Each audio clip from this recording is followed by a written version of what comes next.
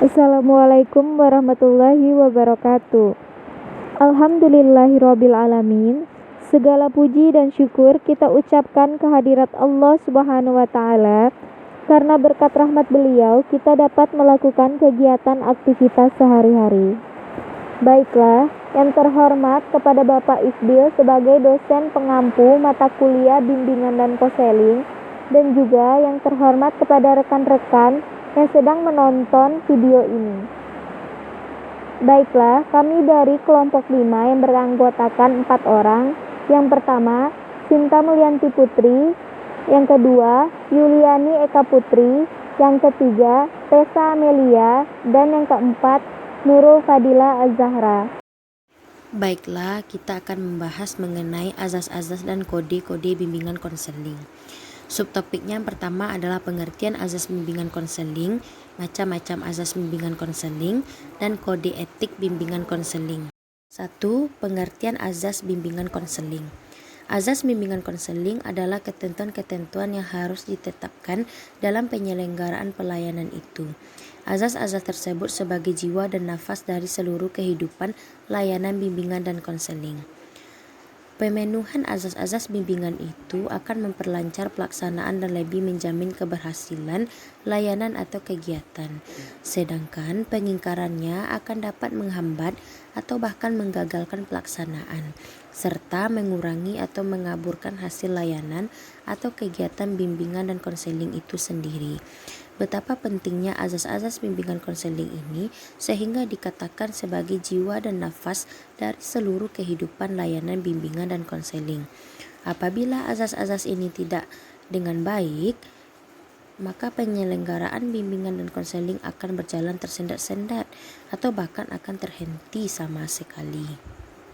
Macam-macam azas bimbingan konseling. Yang pertama yaitu azas kerahasiaan. Azas kerahasiaan yaitu azas bimbingan dan konseling yang menuntut dirahasiakannya sejumlah data dan keterangan peserta didik atau klien yang menjadi sasaran layanan, yaitu data atau keterangannya tidak boleh dan tidak layak diketahui orang lain. Dalam hal ini, guru pembimbing berkewajiban penuh memiliki dan menjaga semua data dan keterangan itu sehingga kerahasiaannya benar-benar terjamin.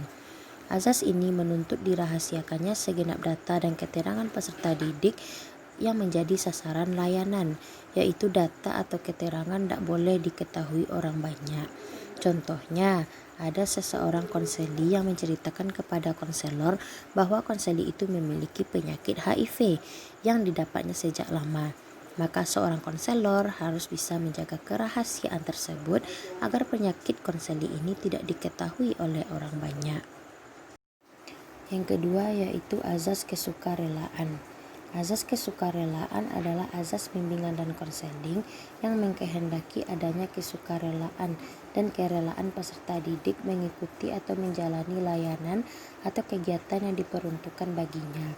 Dalam hal ini, guru pembimbing berkewajiban membina dan mengembangkan kesukarelaan seperti itu. Contohnya, konseli sakit hati karena dikirim oleh wakasek kesiswaan ke ruang BK.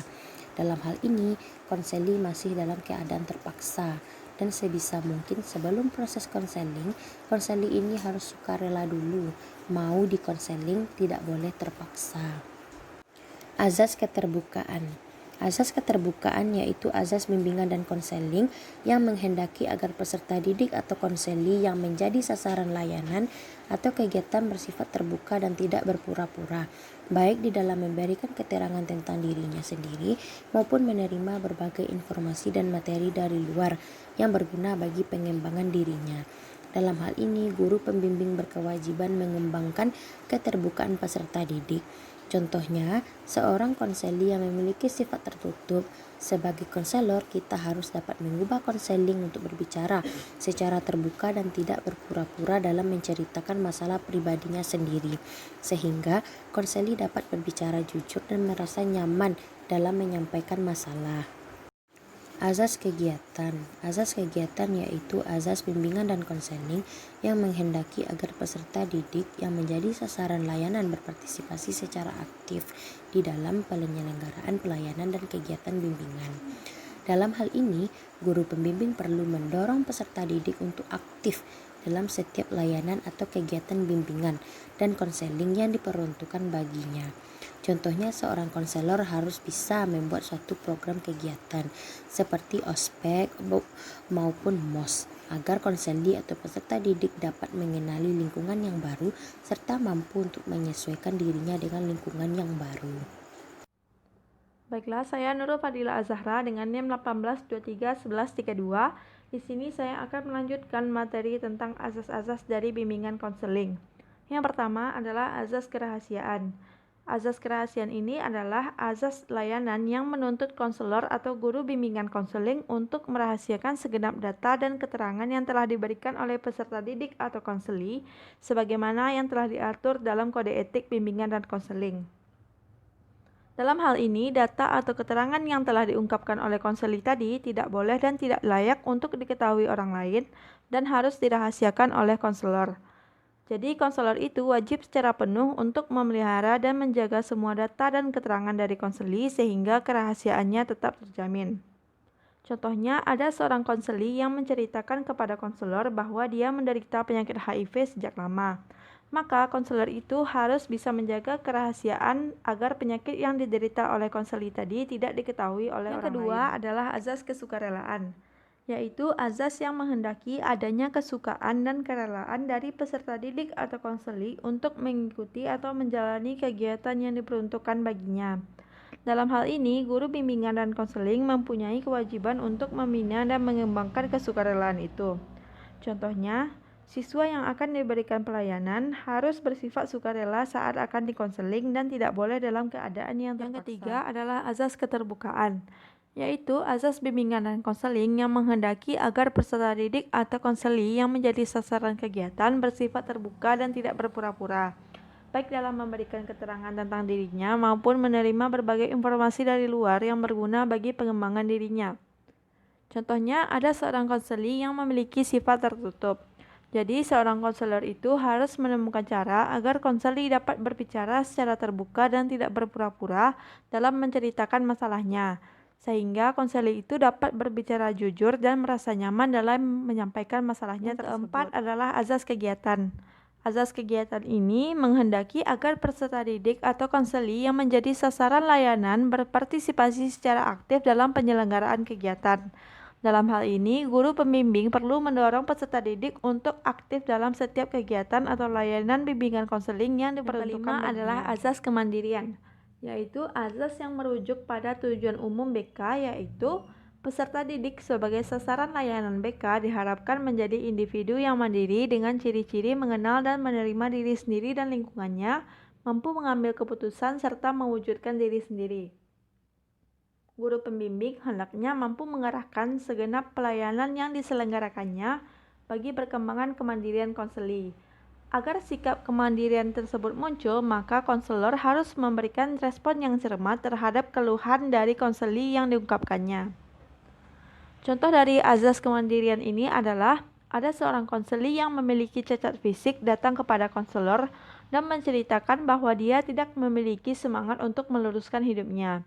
Jadi, konselor yang profesional harus bisa menumbuhkan rasa semangat hidup dengan cara memberikan pemahaman agar konseli tersebut mengenal dan menerima dirinya sendiri, mampu mengambil sebuah keputusan agar konseli tersebut dapat menjadi pribadi yang mandiri. Yang keenam adalah azas kekinian, yaitu azas yang menghendaki sasaran layanan bimbingan konseling adalah permasalahan yang sedang dihadapi oleh konseli atau peserta didik, atau dapat dikatakan permasalahan dalam waktu sekarang. Azas kekinian ini juga mengandung pengertian bahwa konselor tidak boleh menunda-nunda dalam pemberian bantuan. Jika dia diminta oleh konseli atau jelas terlihat ada siswa yang sedang mengalami masalah, maka konselor hendaknya segera memberikan bantuan. Konselor itu tidak selayaknya untuk menunda-nunda pemberian bantuan dengan berbagai alasan. Konselor harus mendahulukan kepentingan konseli daripada yang lainnya. Adalah azas kedinamisan, yaitu azas bimbingan konseling yang menghendaki agar isi layanan terhadap sasaran layanan yang selalu bergerak maju, tidak monoton dan terus berkembang, serta berkelanjutan sesuai dengan kebutuhan dan tahap perkembangannya dari waktu ke waktu.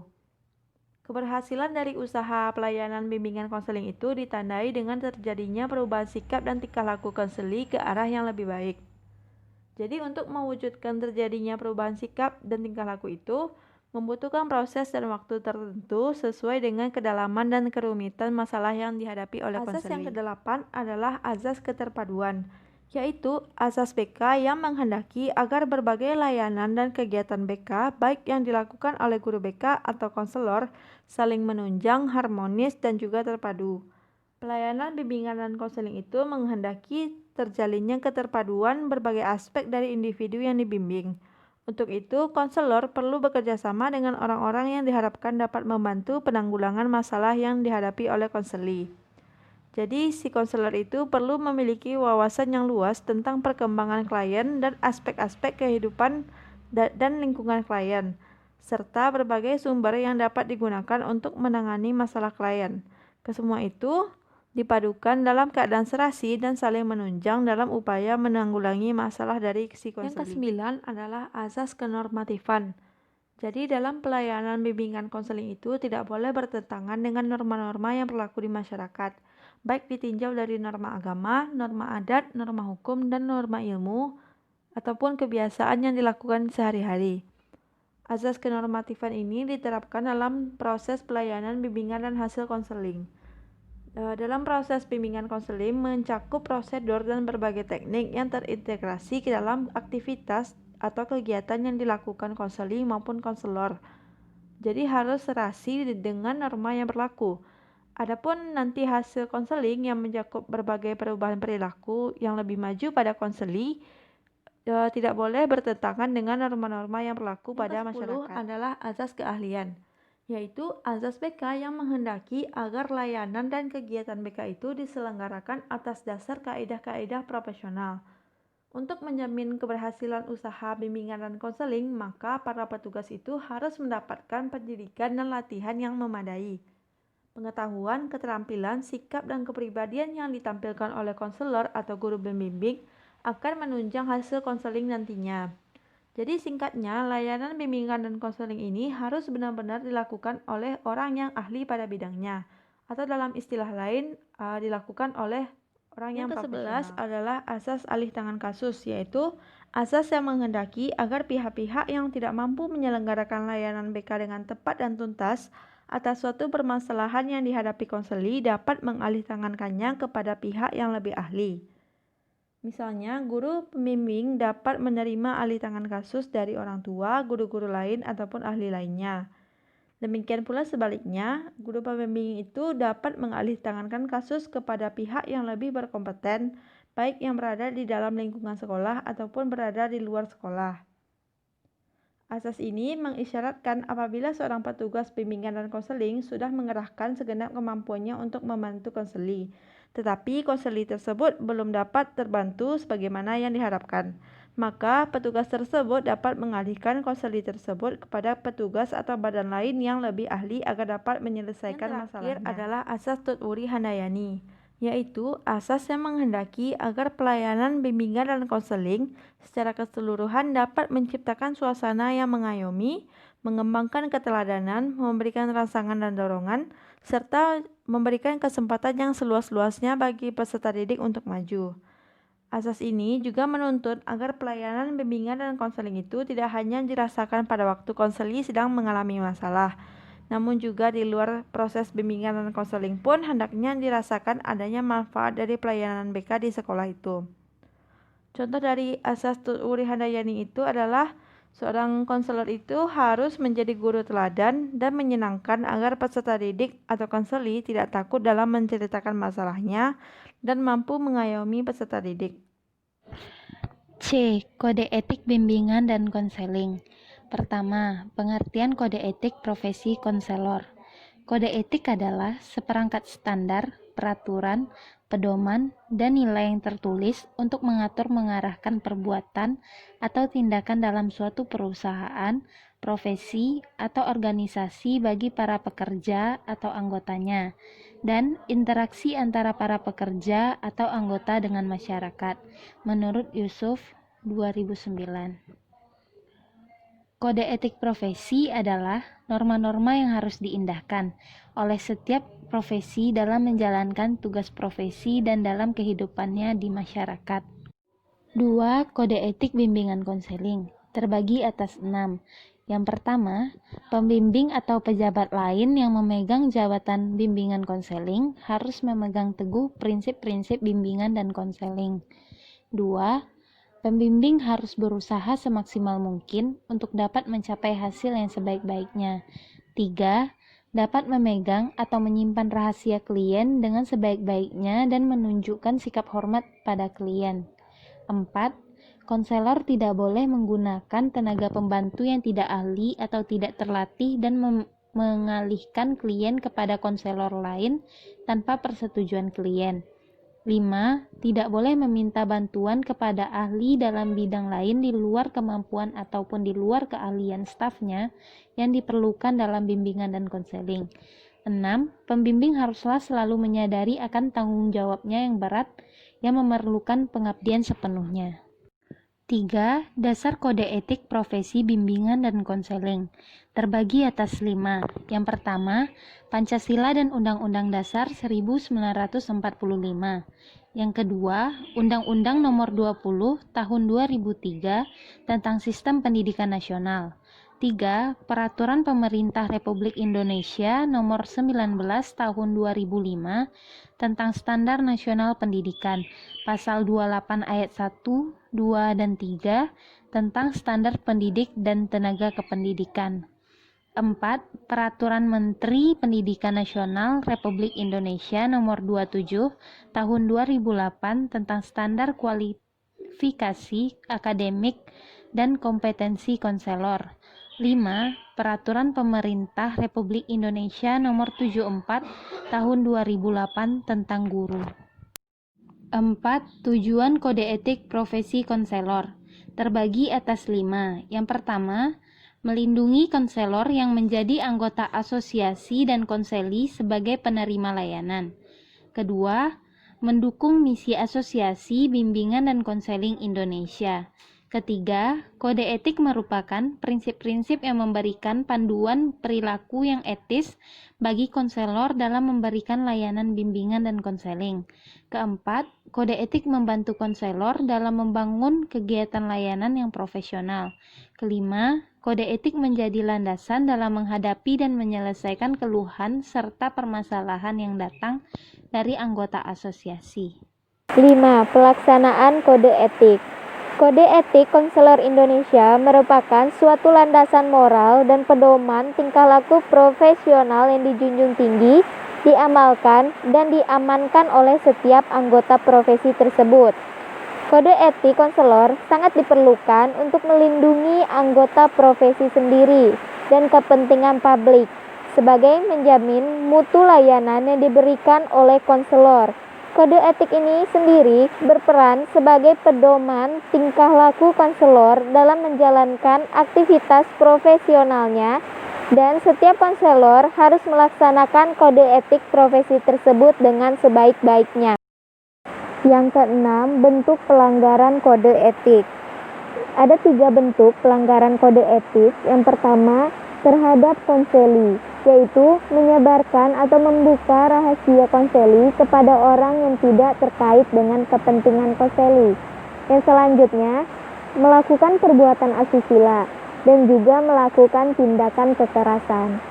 Yang kedua, terhadap organisasi profesi, yaitu tidak mengikuti kebijakan dan aturan yang telah ditetapkan oleh organisasi profesi dan juga mencemarkan nama baik profesi tersebut. Yang ketiga, terhadap rekan sejawat dan profesi lain yang terkait. Bentuk pelanggarannya yaitu melakukan tindakan yang menimbulkan konflik seperti penghinaan, menolak untuk bekerja sama, dan juga bersikap arogan. Yang selanjutnya, melakukan reversi atau rekomendasi kepada pihak yang tidak memiliki keahlian sesuai dengan masalah konseli. 7. Sanksi pelanggaran kode etik dan mekanisme penerapan sanksi. Yang pertama, sanksi pelanggaran. Seorang konselor wajib mematuhi kode etik profesi bimbingan dan konseling. Apabila terjadi pelanggaran, maka diberikan sanksi, yaitu yang pertama, memberikan teguran secara lisan dan tertulis. Yang kedua, memberikan peringatan keras secara tertulis. Yang ketiga, pencabutan keanggotaan ABKIN atau Asosiasi Bimbingan Konseling Indonesia. Yang keempat, pencabutan lisensi. Yang kelima yaitu apabila terkait dengan permasalahan hukum atau kriminal, maka akan diserahkan kepada pihak yang berwenang. Yang selanjutnya yaitu mekanisme penerapan sanksi. Apabila terjadi pelanggaran seperti yang tercantum pada sanksi pelanggaran, maka mekanisme penerapan sanksi yang dilakukan yaitu yang pertama, mendapatkan pengaduan dan informasi dari konseli dan atau masyarakat. Yang kedua, pengaduan yang disampaikan kepada Dewan Kode Etik tingkat daerah. Yang ketiga, apabila pelanggaran yang dilakukan masih ringan, maka penyelesaiannya dapat dilakukan oleh Dewan Kode Etik tingkat daerah. Yang selanjutnya yaitu pemanggilan konselor yang bersangkutan untuk memverifikasi data yang disampaikan oleh konseli dan atau masyarakat. Yang terakhir, apabila berdasarkan hasil verifikasi yang dilakukan oleh Dewan Kode Etik daerah terbukti kebenarannya, maka diterapkan sanksi yang sesuai dengan masalahnya. Sekian dari presentasi kelompok kami. Semoga video ini dapat bermanfaat bagi rekan-rekan semuanya. Mohon maaf apabila terdapat kesalahan baik secara lisan ataupun tulisan. Semoga teman-teman semua dapat memaklumi. Sekian dari kami. Wassalamualaikum warahmatullahi wabarakatuh.